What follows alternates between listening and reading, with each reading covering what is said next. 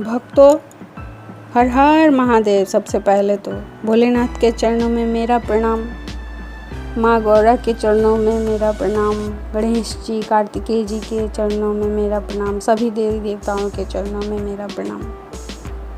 भक्तों, आज मैं शिव महापुराण का 11वां अध्याय कहने जा रही हूँ। इसका है शिवलिंग स्थापन। यह सुनकर ऋषियों ने पूछा कि हे सूत जी, कैसे लिंग की स्थापना करनी चाहिए और उसके क्या लक्षण हैं, जिस देश अथवा जाल में तथा जिस प्रकार का उसका अर्चन करना योग्य है, कृपा कर मुझे यह बताइए। श्री सूत जी बोले, हे ऋषियों, गंगा आदि पवित्र नदियों के तट पर अथवा जैसी इच्छा हो वैसे ही शिवलिंग की प्रतिष्ठा करें, किंतु पूजन नित्य होता रहे। पृथ्वी संबंधी द्रव्य, जलमय तथा तेजस अर्थात धातु आदि से बना हुआ जैसी रुचि हो वैसे लिंग का रोपण करें।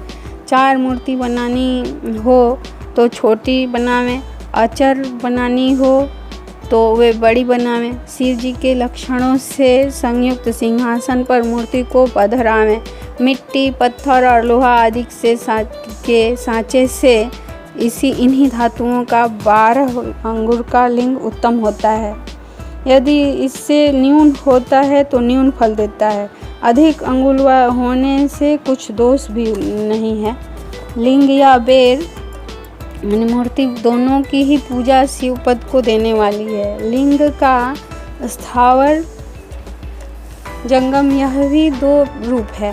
स्थावर लिंग तरु, गुल्म, लता आदि है और जंगम लिंग कृमि, कीट आदि है। विद्वान जन स्थावर जंगम में इन्हीं को संभाल कर इसमें सुखपूर्वक अनुराग रखते एवं इस प्रकार की शिव पूजा करते तथा कोई भक्त शिव जी की गोद में श्री उमा पार्वती जी को बैठाकर उस भगवान की पूजा करते हैं और इस प्रकार के महालिंग की स्थापना कर उनको अनेक प्रकार से पूजते हैं। गुरु से जानकर स्नान, वस्त्र, गंध, धूप, पुष्प, धूप, दीप, तांबूल, नैवेद्य, अर्घ्य, तर्पण और नमस्कार आदि करें। इससे शिवपद की प्राप्ति होती है। लिंग चाहे मनुष्य या ऋषियों के द्वारा ही स्थापित किए गए हों, न स्थापित हो या स्वयं प्रादुर्भाव हो, सबके उपचार की उपरोक्त एक ही विधि है। यदि कोई नियम पूर्वक शिव जी का दर्शन करता है तो उसे भी शिवलोक की प्राप्ति होती है। पिसी हुई मिट्टी में गोबर मिलाकर अथवा कनेर के फूल, अनेक प्रकार के फल, गुड़, मक्खन, भस्म, अन्न या जैसी इच्छा हो उससे लिंग बनाकर उसकी पूजा करें।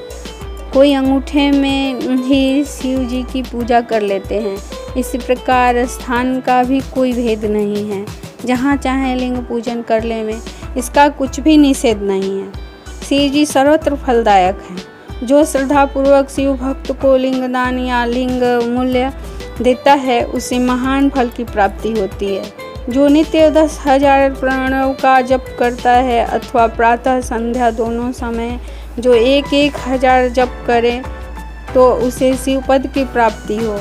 ब्राह्मणों को पंचाक्षर शिवाय नमः के जप से प्रणव करना चाहिए तथा फल प्राप्ति के लिए गुरु के दीक्षा पूर्वक मंत्र ले लेना चाहिए। गुरु ज्ञानी होना चाहिए और उसमें भी ब्राह्मण होना योग्य है। ब्राह्मण को नमः शब्द पहले बोलना या लगाना चाहिए और वर्ण मंत्र में नमः शब्द कहें। स्त्रियां यथाविधि अंत में नमः शब्द लगावें। ब्राह्मण की स्त्री नमः पहले लगावें। जो इस प्रकार 5 करोड़ मंत्र जपे वह सदा शिव के समान हो जाए। 1, 2, 3, 4 करोड़ जपे तो ब्रह्मादिकों का पद पावे। यदि इस प्रकार जप और पूजा का क्रम चलाएं तो नित्य 1-2 ब्राह्मण को भोजन कराएं। यदि कोई ब्राह्मण नित्य प्राय 1060 गायत्री का जाप करे या नित्य वेद मंत्र सूक्त को जपे तो वह शिवपद को पावे। इसके अतिरिक्त और भी बड़े बड़े मंत्र हैं कि जिसके जपने और वेद का पारायण करने से शिवपद की प्राप्ति होती है। मंत्रों में जो मंत्र अपने को प्रिय लगे उसे ही जपें। यदि कोई ओम इस मंत्र को 1000 बार जपे तो उसके सब मनोरथ पूर्ण हो जाते हैं। विद्वान को चाहिए कि वह आमरण शिव क्षेत्र में निवास करे।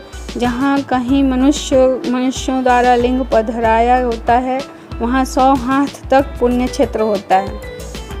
वहाँ जो भी पुण्य कर्म किया जाता है उसका 100 गुना फल मिलता है।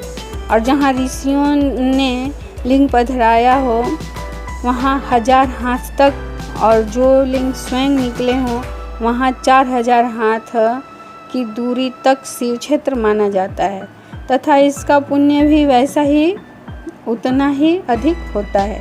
कवियों का कहना है कि ऐसे पुण्य क्षेत्र में कुआं, बावली, तालाब और तलाई आदि का होना आवश्यक है। उसे शिव गंगा कहते हैं। ऐसे स्थान में दान जप करना सर्वथा ही कल्याणप्रद है। दाह दशाह, मासिक सपिंडीकरण, वार्षिक पिंडीकरण माने वर्षी आदि शिव क्षेत्र में करने से सब पापों से मुक्त करा देता है।